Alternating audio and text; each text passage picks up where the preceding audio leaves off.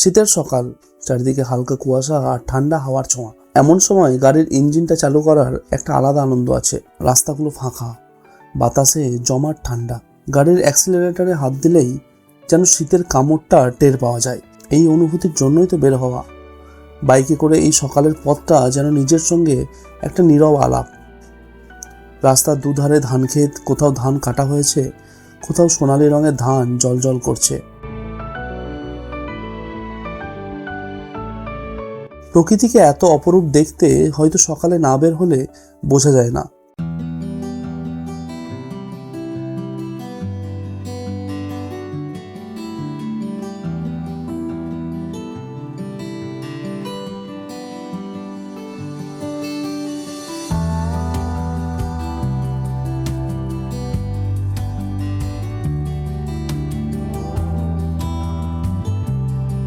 প্রকৃতিকে উপভোগ করতে করতে আমরা পৌঁছালাম আমাদের ব্রেকফাস্টের ঠিকানা বালাজি ফুড পার্কে।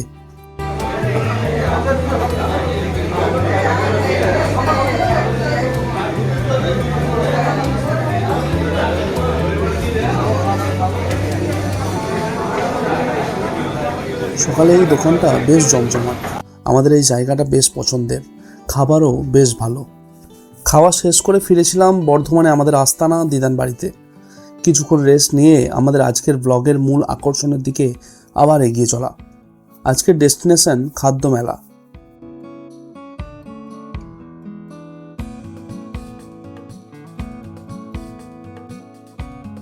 আমরা যখন খাদ্য মেলায় পৌঁছালাম তখন যেন বাতাসে খাবারের গন্ধে ভরে উঠেছে চারিদিক। কোথাও খেজুর গুড়ের পিঠে পুলির গন্ধ, কোথাও মাছের সমাহার, কোথাও আবার কাবাব বা রোস্ট জাতীয় খাদ্যের সম্ভার।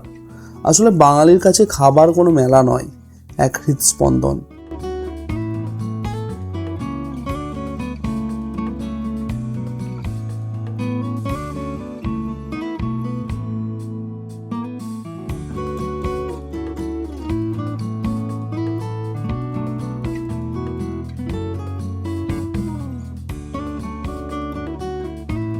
মেলায় ঘুরতে ঘুরতে আমরা প্রথমেই যে দোকানটিতে গেলাম সেটা হলো আচারের দোকান।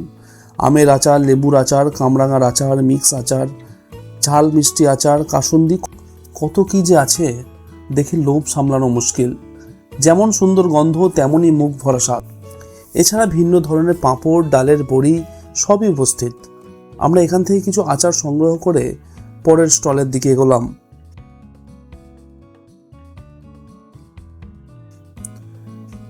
লোকনাথ আচার ঘুরে আমরা গেলাম স্ন্যাক্স খেতে মাছরাঙাতে। মাছের ভিন্ন পদ নিয়ে হাজির মাছরাঙা। আমরা খেলাম ফিশ ফ্রাই এবং ফিশ ব্যাটার ফ্রাই। স্বাদ বেশ ভালো, বিশেষ করে ফিশ ফ্রাইটা।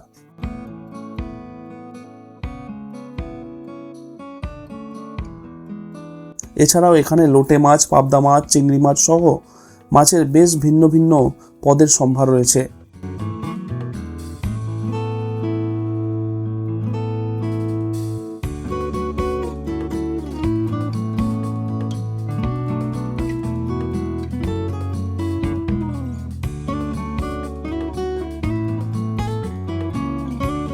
মাছের পদ শেষ হতে না হতেই আমাদের নাকে সুরসুরি দিচ্ছিল রোস্টের গন্ধ। ফিরে দেখি একটি কাবাবের দোকানে বেশ ভিড়। আমরাও লোভ সামলাতে না পেরে দাঁড়িয়ে পড়লাম লাইনে। বেশ কিছুক্ষণ লাইনে দাঁড়ানোর পর মিক্সড কাবাবের প্ল্যাটার হাতে চলে এলো। কাবাবের প্ল্যাটার হাতে নিয়েই কাবাব মুখে চালান করলাম। শীতের বিকালে এই গরম গরম কাবাব খেয়ে মন জুড়িয়ে গেল।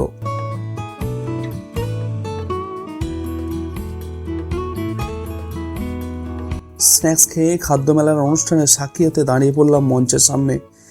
কিছু আমার শৈশবের পছন্দের গান, কিছু কলেজ লাইফের লিস্টে থাকা গান শুনে মন পরিশান্ত করলাম।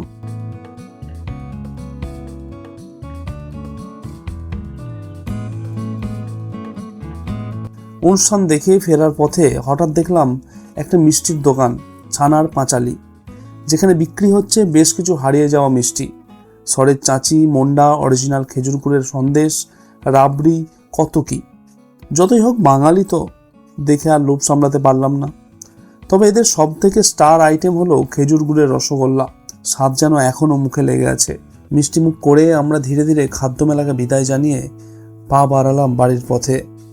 গরম গরম খাবারের গন্ধ, মানুষের হাসি মুখ স্টেজের অনুষ্ঠান, নানা স্বাদের মিষ্টি আস্বাদন সব মিলিয়ে দিনটা বেশ কাটলো।